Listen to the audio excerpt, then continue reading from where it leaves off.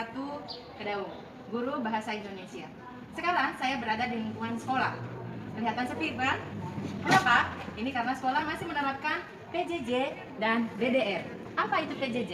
PJJ adalah pembelajaran jarak jauh, sedangkan BDR adalah belajar dari rumah. Hari ini sebenarnya Ibu akan mengajar di sebuah kelas.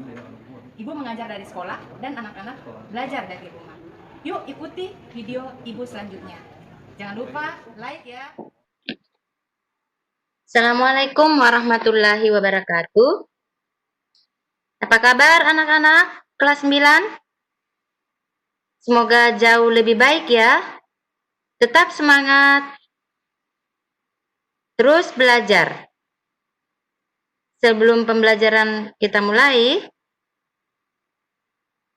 mari kita berdoa. Berdoa dimulai. Berdoa selesai. Anak-anak, di era normal ini kita belum bisa belajar di sekolah, tetapi tidak menghalangi kita untuk tetap belajar. Kali ini kita akan belajar secara online.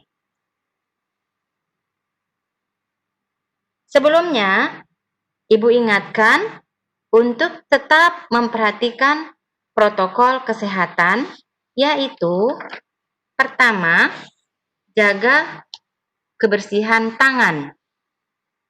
Pakai selalu hand sanitizer. Bila tangan kotor, cucilah dengan air yang mengalir dengan memperhatikan cara mencuci tangan yang benar. Yang kedua, jangan menyentuh wajah, mata, hidung, ataupun mulut.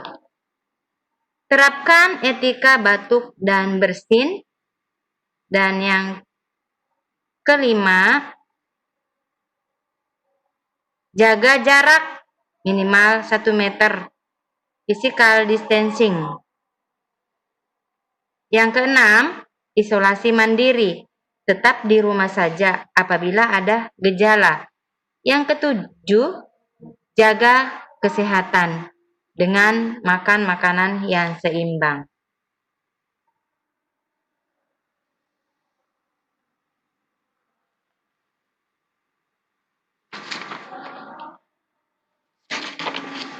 Materi pertama di kelas 9 adalah teks laporan percobaan. Pernahkah kalian melakukan suatu percobaan?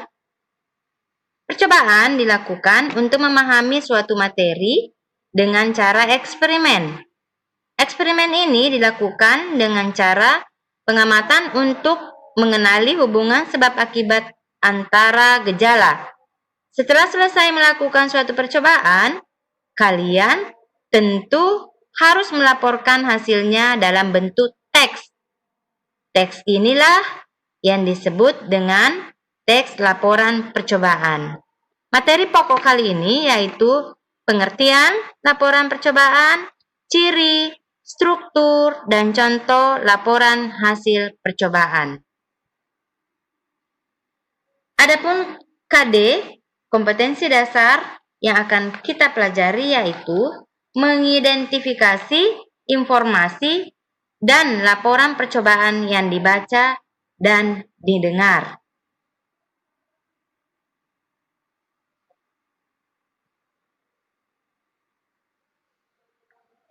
Tujuan pembelajaran ada 4, yaitu agar siswa 1. Dapat menentukan pengertian teks laporan hasil percobaan.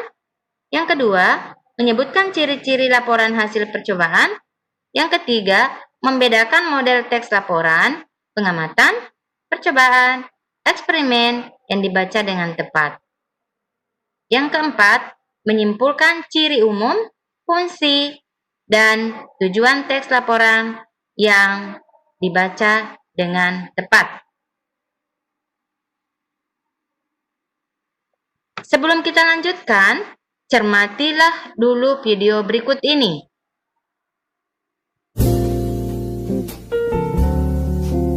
Berikutnya kita akan mempraktekkan cara pembuatan hand sanitizer dari tanaman, ya, dari alam. Jadi kita gunakan ini daun sirih, ya. Setelah dicuci kita bisa mengambil sendiri dari halaman, ya.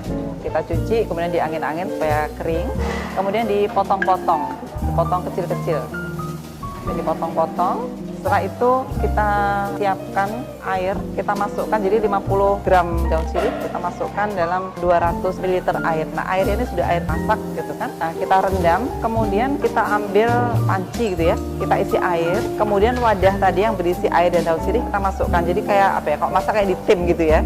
Kemudian kita taruh di atas kompor, kita nyalakan apinya kecil saja. Jadi suhunya kalau di air daun sirihnya tadi sekitar 90 derajat lah ya. Mendidih kan 100 derajat, 90. Kita diamkan selama 30 menitan kira-kira. Nah, setelah itu disaring. Disaring nanti akan dapat ekstrak seperti ini. Jadi daun sirih ini mudah teroksidasi karena bahan-bahan yang terkandung di dalamnya gitu kan ya. Kemudian sehingga untuk penyimpanan bisa, kalau sudah disaring bisa kita masukkan dalam lemari es. Nah, tadi berarti dari 50 gram menjadi 200 gitu kan ya. Berarti dia 25% ya dari bobot daun sirihnya tadi. Kemudian bisa kita tambahkan jeruk nipis. Karena tadi ekstraknya mudah teroksidasi, kita tambahkan jeruk nipis karena dalam jeruk nipis kita tahu dia mengandung asam ascorbat yang berfungsi sebagai antioksidan dan juga ada daya antibakterinya, antiseptiknya. Jadi daun sirih sendiri antiseptik ditambah dengan air jeruk nipis yang juga berfungsi sebagai antioksidan dan antibakteri gitu ya, antiseptik. Kemudian dicampur. Jadi ini kita sudah siapkan ekstrak daun sirihnya, kita gunakan kadar 15%, kemudian jeruk nipisnya 8%, artinya untuk 100 kita butuh 8 mili. Jadi kalau daun sirihnya sekitar berapa mili? Ya, 75. Jadi kita aduk, kita tambahkan air. Sebetulnya yang bagus supaya tidak berwarna, ini kemarin kami sudah coba ya. Pada saat penyaringan tadi ditunggu dingin dulu daun sirihnya, kemudian jeruk nipisnya kita masukkan dulu dalam wadah penyaringan, baru daun sirihnya kita saring di situ sehingga dia tertahan ya, tidak berubah warna. Seperti ini kita kemarin bikin masih jernih. Ini kan sudah kemarin ya, jadi warnanya agak kekuningan. Jadi memang kalau untuk daun sirih ini baunya masih memang bau daun sirih, tapi ini efektif. Jadi pada saat itu sedang ada wabah virus flu burung ya, itu dibuat jadi kadar daun sirih yang 15% ke atas itu bisa sama efektifnya dengan yang etanol tadi untuk kemampuan mengurangi jumlah bakterinya. Ya, jadi demikian pembuatan hand sanitizer dari alamnya dengan menggunakan daun sirih dan jeruk nipis. Ya, ya, semoga bermanfaat. Setelah kamu cermati video tadi, ada 4 pertanyaan yang harus kamu jawab. Yang pertama, apakah kamu menemukan judul pada percobaan tadi? Jawabannya ya, yaitu cara membuat hand sanitizer dari daun sirih dan jeruk nipis. Yang kedua, hal apa saja yang ditampilkan dalam video itu? Ya, ada beberapa hal. Ada judul, ada langkah-langkah, ada hasil, ada kesimpulan. Apa ada urutan? Ya, ada. Dan yang keempat, bagaimanakah hasilnya? Hasilnya yaitu hand sanitizer bisa dibuat sendiri secara alami dari daun sirih dan jeruk nipis. Ayo selanjutnya.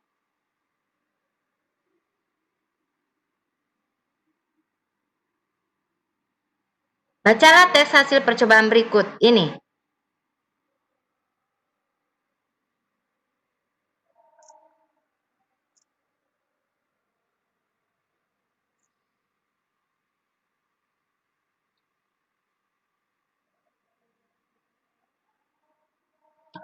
Nah, setelah kalian membaca teks tadi, jawablah pertanyaan berikut ini. Apakah tujuan dalam teks tersebut? Tujuannya adalah membuat hand sanitizer dari daun sirih dan jeruk nipis. Apakah terdapat tahapan dalam teks tersebut? Jawabannya ada. Ketiga, adakah kesamaan antara video dan teks tersebut?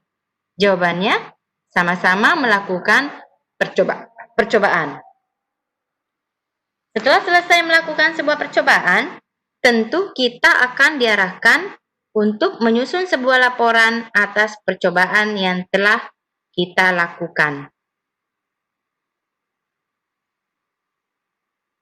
Selanjutnya, ada yang tahu apa yang dimaksud dengan teks laporan percobaan? Ya, teks laporan percobaan adalah teks yang berisi paparan tentang tujuan, proses, dan hasil percobaan yang telah dilakukan. Teks laporan disebut juga teks klasifikasi. Hal ini dikarenakan teks laporan memuat klasifikasi mengenai jenis sesuatu berdasarkan kriteria tertentu.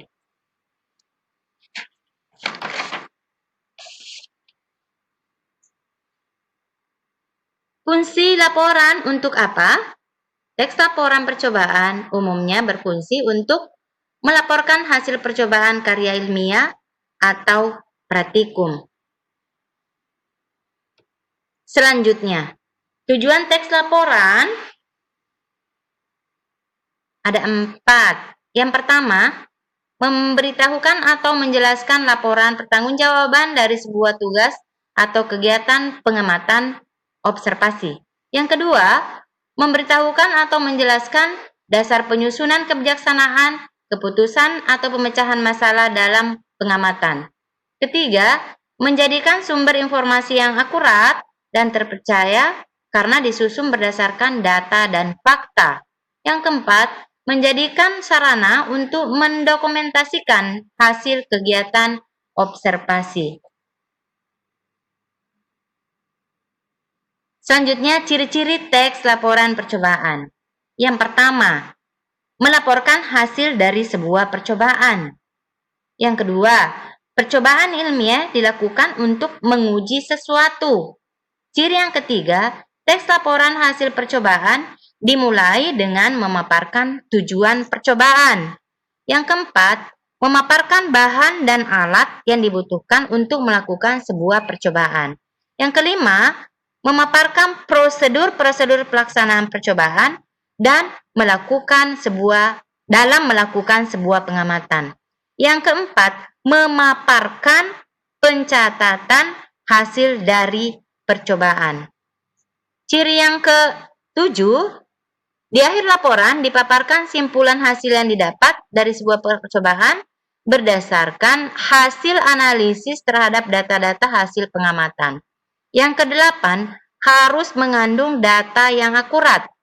9, memiliki sifat objektif. Ke-10, harus ditulis dengan sempurna dan lengkap. Yang ke-11, tidak memasukkan berbagai hal yang menyimpang yang mengandung prasangka atau pemihakan pada suatu keadaan. Yang ke-12, ditampilkan secara menarik seperti dalam hal tata bahasa yang cukup jelas, isinya yang berbobot, maupun susunan yang logis. Anak-anak, sampai di sini, apakah ada yang ingin ditanyakan? Nah, agar kalian lebih memahami materi yang sudah Ibu paparkan tadi, silakan jawablah pertanyaan yang sudah Ibu bagikan di WA Group. Jawaban langsung diketik pada link yang ada di WA Group. Batas waktu mengerjakan sampai latihan 30 menit atau hingga pukul 10. Mohon mengirim foto ketika proses mengerjakan tugas di WA Group Bahasa Indonesia. Demikianlah pembelajaran kali ini.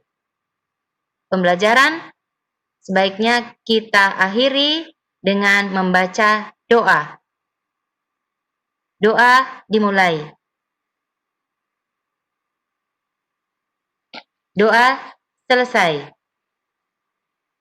Terima kasih atas perhatiannya. Mohon maaf atas segala kekurangannya. Sampai jumpa pada pembelajaran berikutnya. Wassalamualaikum warahmatullahi wabarakatuh.